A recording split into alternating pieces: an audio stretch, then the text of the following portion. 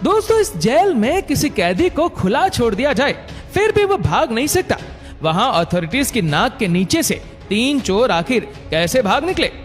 सबसे हैरानी की बात तो यह थी कि अगले 10 घंटों तक जेल अथॉरिटी को कैसे उनके भागने की जरा बराबर भी भनक ना पड़ सकी।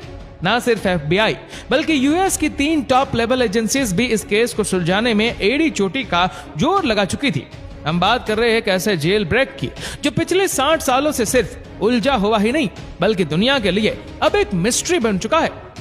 दोस्तों, पैसिफिक ओशन में मौजूद ये छोटा आइलैंड है तो सिर्फ 22 एकड़ पर फैला हुआ, लेकिन यहाँ दुनिया के खतरनाक मुजरिमों को रखा जाता था। अल्काट्राज के नाम से फेमस ये आइलैंड समंदर में ही एक बहुत बड़े पत्थर पर बना हुआ है। इसी वजह से इसको द रॉक भी कहा जाता है। एक तो यह आइलैंड दूर दूर तक ओशन से घिरा हुआ है, दूसरा एक्स्ट्रा प्रोटेक्शन के लिए इसकी चारों ओर 15 फुट ऊंची फेंस भी खड़ी की गई है, क्योंकि यह पैसिफिक ओशन की ओपनिंग में मौजूद है।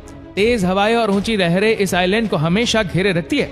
इन सब कंडीशन को देखते हुए 1934 में इसको फेडरल रिजर्व डिक्लेयर कर दिया गया, जहां हद से ज्यादा सिक्योरिटी दी जाती है। अगर यहाँ कोई एक बार आ गया तो खुद से निकलना किसी भी सूरत मुमकिन नहीं था। इस जेल को इनस्केपेबल का दर्जा हासिल था। लेकिन 12 जुलाई 1962 को अल्काट्राज का सारा भ्रम टूट गया, जब 3 प्रिजनर्स यहाँ की सिक्योरिटी को बड़ी महारत से धोखा देकर फरार हो गए। इस कहानी के मेन किरदार ये 4 लोग हैं, जिनमें जॉन अंगलिन और क्लियरेंस अंगलिन आपस में भाई है।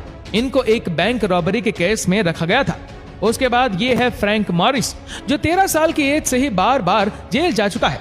इसको भी अल्काट्राज में बैंक रॉबरी की वजह से ही रखा गया था। और आखिर में ये एलन वेस्ट, जो पहले भी कई बार दूसरे जेलों से भागने की कोशिश कर चुका है। इसी वजह से इसको मैक्सिमम सिक्योरिटी के लिए अल्काट्राज में रखा गया। एलन वेस्ट इस जेल में काफी अरसे से है, इसी वजह से इसको जेल की कंपाउंड के बारे में दूसरों से ज्यादा मालूम है। अल्काट्राज से भागने का आइडिया सबसे पहले 1960 में एलन वेस्ट ने ही अपने इन साथियों को बताया था। एलन ने जेल के ब्लॉक बी में एक लूप होल्स तलाश किया था, जहां से उनका भागना शायद किसी हद तक मुमकिन था। अब मसला यह है कि ये चारों लंच ब्रेक में मिलते तो थे, लेकिन इनके सेल्स ब्लॉक बी में नहीं थे।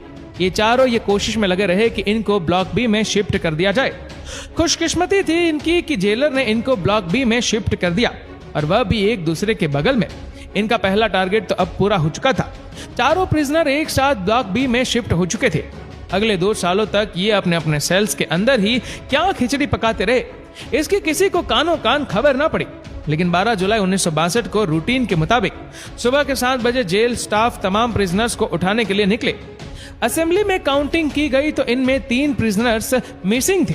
जब स्टाफ ने तमाम